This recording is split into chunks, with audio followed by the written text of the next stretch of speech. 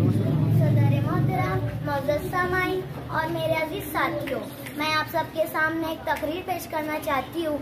मेरी तकरीर का उन्वान है आज़ादी का जश्न। ये मेरे लिए फ़ख्र की बात है कि मुझे आप जैसे शख्सियात के दरमियान यौम आज़ादी की तकरीर में कुछ कहने की सिफात हासिल हो रही है।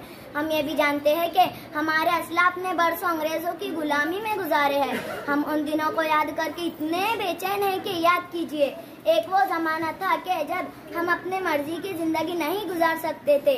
हम उन दिनों को याद करके इतने बेचैन हैं कि जो ऐसे हालात से गुजरे होंगे उन पर क्या बीती होंगी। हमारे मुल्क के किसान दिन भर अंग्रेजों के हुक्मों के मुताबिक काम किया करते थे। रात में जब उन्हें फिरागत मिलती तो वो अपने खेतों में हल चलाया करते थे। लगभग 200 सालों तक हम गुलामी की जंजीर में बंधे रहे।